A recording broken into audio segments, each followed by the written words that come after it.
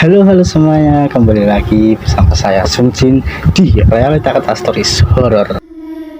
All this overthinking, the more I swim, the more I'm sinking. Take me to a world of silver, no more heartbreaks, tears, painkillers. Take me somewhere unfamiliar. Kali ini saya akan membawakan satu cerita tentang rumah tusuk sate. Tapi sebelumnya saya akan menjelaskan sedikit tentang rumah tusuk sate. Rumah tusuk sate itu seperti rumah tepat di pertigaan jalan. Tapi rumah tusuk sate seharusnya pintu tidak boleh dihadapkan ke jalan, tepat di jalan lurusnya tersebut. Kata orang zaman dahulu, jika punya rumah tusuk sate, pintu harus dihadapkan ke arah lain. Jangan sampai ke arah jalan itu, tepat di depan pintu. Itu mungkin bisa mendatangkan hal-hal buruk, mendatangkan hal-hal sialan atau seret rezeki. Tapi itu cerita orang zaman dahulu, entah itu benar atau mitos. Kita langsung saja masuk ke ceritanya.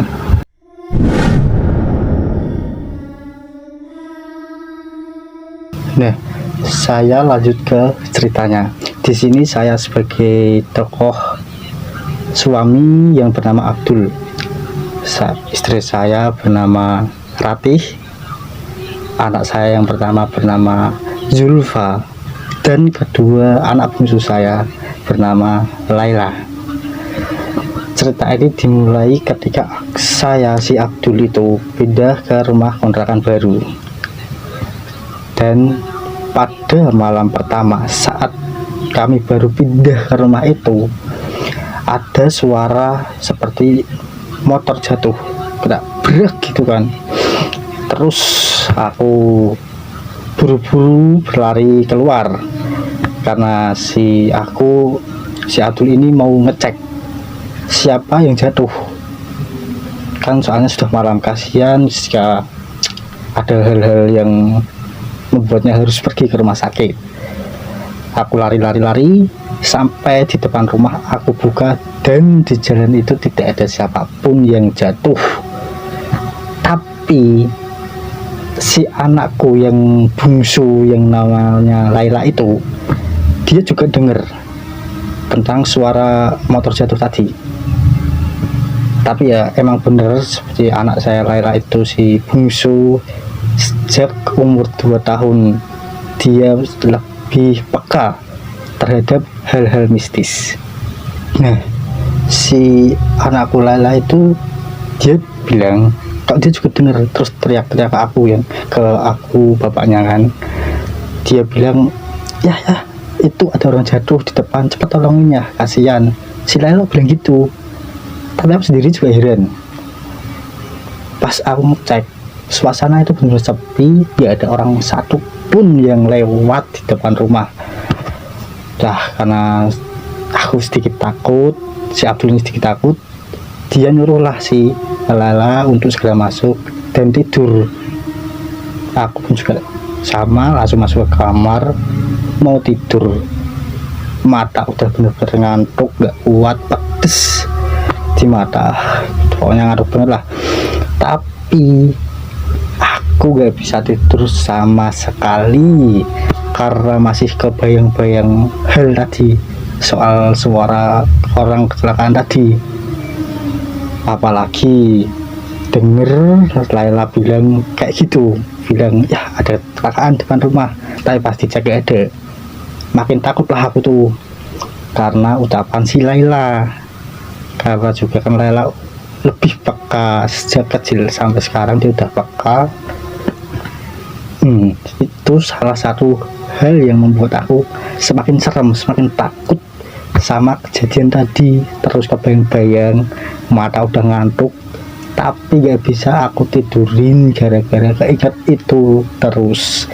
Nah, setelah mati-matian untuk tidur, akhirnya aku tidur tuh, akhirnya bisa tidur. Tapi baru aja tidur sebentar, udah dibangun sama istriku. Dia bilang dia dengar orang nimba air di sumur belakang rumah. Siapa sih malam-malam gitu nimba air kan. Akhirnya ya aku bilang ke istriku, alah itu paling tetangga sebelah ngambil air. Dan di keesokan paginya istriku cerita, semalam istriku ini gak bisa tidur sama sekali karena mungkin keberisikan suara orang nimba air itu kan. Malam-malam kok nimba air, kayak gak ada waktu lagi sih gitu ucap istriku. Terus dia bilang gak bisa tidur, suara air itu terus nimba sampai pagi. Saking jengkelnya istriku, dia mau ngelabrak orang itu. Dia pergi ke belakang rumah ke sumur, tapi anehnya tidak ada seorang pun di situ, di sumur itu tak ada seorang pun yang menimba air semalaman. Nah, pas istriku habis ngecek itu, dia bilang ke aku, gak aneh ya, pas dicek kok gak ada orang sama sekali. Istriku bilang gitu. Terus ya aku jawab biar agak tenang kan, mungkin nimbanya udah selesai, kamu lah jangan mikir hal-hal yang aneh. Jawab aku si Abdul. Singkat cerita, di sore harinya aku pulang kerja. Rumahku dari tempatku kerja emang gak jauh, tapi memang harus melewati beberapa gang-gang untuk sampai ke rumahku. Sekitar 50 meter sebelum sampai di rumahku, aku bertemu beberapa warga sekitar yang sedang nongkrong duduk-duduk ramean gitu kan. Nah, salah satu warga yang bernama Pak Agus nanya ke aku, maaf bapak ini siapa ya? Terus langsunglah aku tuh memperkenalkan diri ke orang-orang yang nongkrong di pos roda. Perkenalkan, nama saya Abdul, saya warga baru yang kontrak di rumah Bu Aminah, tepat di pertigaan depan sana.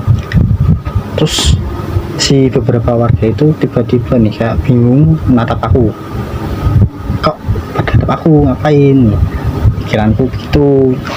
Nah, terus ada warga lain nanya, kok bapak berani tinggal di rumah tersebut, rumah kontrakan Bu Aminah?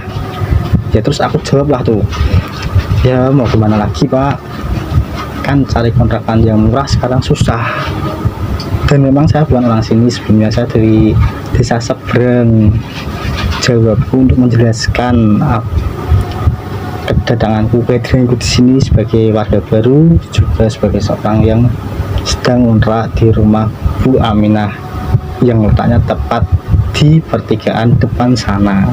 Singkat cerita, pas aku sampai di rumah kontrakan, istriku cerita nih ke aku, katanya tadi siang sehabis bersih-bersih dia nyari sekolah-sekolah dasar yang dekat sama rumah kontrakan kita. Siapa tahu ada yang buka lowongan buat guru-guru SD sementara lah. Dan alhamdulillah kebetulan istriku nemu salah satu sekolah yang butuh guru untuk ngajar tambahan. Memang nggak lama sih, cuman 4 hari. Istriku bilang gitu, aku jawab lah, alhamdulillah gak apa, kan bisa buat tambah-tambah untuk kebutuhan keluarga. Terus aku bilang, maaf ya udah ngerepotin kamu, aku bilang gitu. Terus si istriku jawab lagi nih, ya nggak apa-apa mas, kan lagian anak-anak sudah berangkat sekolah, sudah mulai sekolah, masa ya seharian udah bersih-bersih rumah terus gak ngapa-ngapain, kan mending aku cari kerjaan, si istriku ini cari kerjaan buat bantu-bantu keuangan keluarga kita, buat nambah-nambah, buat bantu-bantu biar ya keuangan stabil. Terus si istriku lanjut bilang tadi pas bersih-bersih rumah katanya dia nemuin lesung padi. Lesung yang penuh padi itu dua di belakang rumah. Nah, terus aku bilang walah itu mungkin peninggalan dari pemilik rumah ini dulu, dan gitu kan, biar tenangin suasana, biar istriku gak mikir aneh-aneh, mikirnya kemana-mana, mikir hal horor, hal mitis. Nah, pas aku mau ngambil makan, tiba-tiba ada orang yang ngadep pintu rumah, tok tok tok tok tok. Dibukalah tuh pintu sama istriku, sama si Nisa istriku. Tetangga bilang nanti malam di rumahnya ada hajatan dan kita diundang buat mengikuti hajatan itu. Terus si orang tadi bilang moga-moga aja betah ya Mbak Mas tinggal di rumah ini. Istriku cuma senyum dan mengangguk ke arah orang itu, tapi dalam pikiran aku mikir kok aneh ya, setiap orang merasa jika kedatangan kami di rumah itu seperti hal kayak apaan sih, itu kan rumah gak beres. Emang gak takut digangguin sama jin-jin yang ada di tempat itu para warga pas tahu kami tinggal di kontrakan itu. Nah, sesampainya di rumah habis ikut tahlilan ke rumah tetangga itu, si Laila minta antar, si Laila anakku yang paling bungsu minta antar ke kamar mandi. Mungkin dia masih kecil jadi ya takut, wajar, karena di desa kan kamar mandi agak jauh dari rumah, dari belakang rumah kan. Nah, pas habis ke kamar mandi, si Laila bilang ke aku, Pak, itu tadi siapa ya yang manggil-manggil aku terus? Udah manggil-manggil, dia melabe-labe gini ya Pak.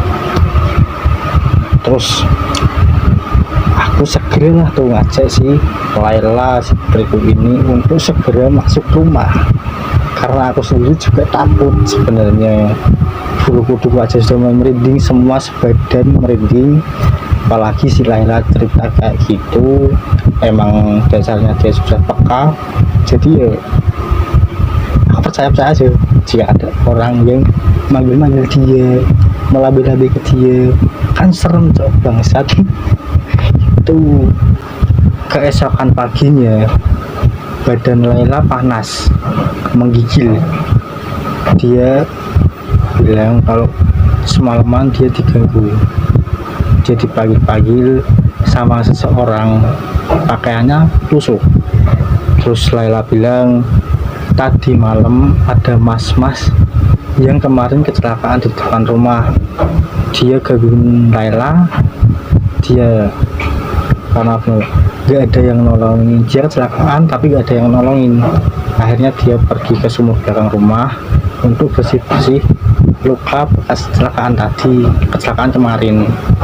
Nah, si Laila mau bantu, mau nolongin si mas-mas yang kecelakaan itu, tapi namanya anak kecil pasti takut lah lihat orang yang gak kenal terus minta tolong, dia manggil-manggil, ganggu-ganggu, tapi banyak luka, banyak darah bekas kecelakaan kemarin.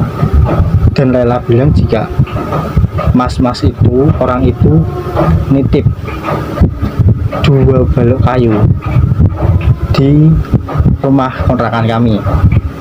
Mas-mas itu naruh 2 balok kayu itu di belakang rumah. Nah, pas denger itu tiba-tiba istriku lari ke belakang buat ngecek lesung yang dilihatnya tadi. Tapi pas dilihat kok nggak ada, lesung itu tiba-tiba hilang, benar-benar hilang. Padahal tadi pagi masih ada 2.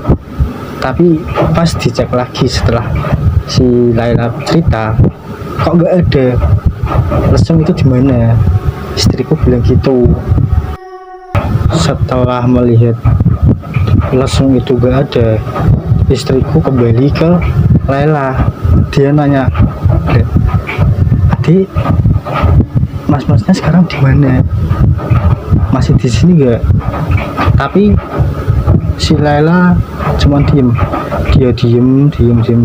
Pas ditanya, dia tiba-tiba bilang gini, pelan-pelan, jangan diomongin. Mas-mas itu ada di sini ngeliatin bapak sama ibu. Dia marah, Lala takut. Diem aja, nggak usah bilang-bilang. Dia bilang gitu ke aku. Dia gak suka katanya jika dibicarakan sama orang-orang. Selesai itu dia rumah tusuk sate. Tetap bersama kami Realita Kata Stories Horror, dan jangan lupa like, subscribe, dan share ke teman-teman kalian. Realita Kata Horror, saya Sung Jin pamit. Bye. All this overthinking, oh, oh, oh.